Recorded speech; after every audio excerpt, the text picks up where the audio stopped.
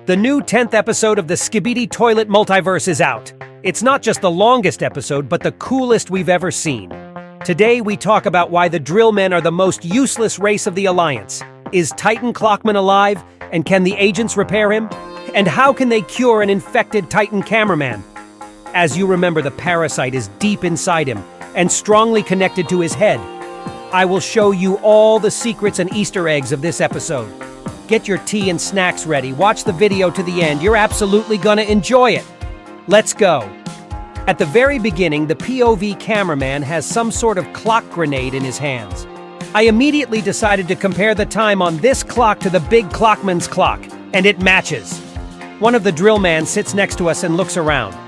He has a strange device in his hands, and we will come back to it a little later. Notice that this guy is dressed differently than the first drillman we saw. All his clothes are black or dark gray, and I even thought at first that he is an elite agent among them. But he's not, and you'll see why very soon. There are battles going on all around us, and it looks like it's the Skibidi toilet base. The location, by the way, is very similar to the one that Dafuk used, but overall a lot of things here are different from the original series.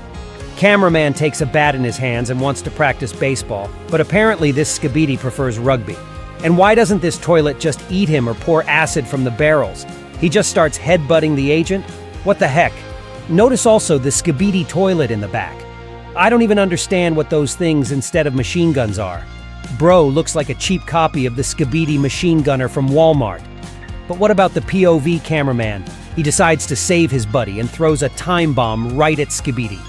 By the way, the agents have watches on their hands, so all the effects of the clockman's weapons don't affect them. POV cameraman also has the same kind of watch. Dude realized that his opponent was immobilized and really felt safe. He's like, "Who's the big baddie boy now?" But you should never forget that this is a battle and get distracted, so this guy was instantly punished for his antics. Skibidi's circular saw flew by and cut off his camera. By the way, I noticed an interesting thing right here. Remember this sign here on Titan Drillman's jetpack? The exact same airplane flew by in the background at this moment. We see a bunker in the distance, and that's where Titan Clockman is located. But to get there, they have to destroy all those Skibidi, and the cameramen aren't doing a good job of it. So this Skibidi puts on his speakers and stuns the cameraman. But why the hell doesn't he suffer from loud sound? He's not even wearing headphones. Was he born deaf or what? There's a Skibidi airplane flying over here. We haven't seen one of those yet. But these helicopters looked at it, realized that there's really nothing to help, and flew away. But the one who gets respect is Clockman Bouncer. He hits someone with a hammer with all his might, and the enemy explodes. And all the while, our elite drill man was thinking about how to get to that bunker. And an ingenious plan came up in his head. Drill. Bro really decided to bore a tunnel to the hangar with this hand tool without a drill bit. There's a rumor that he's still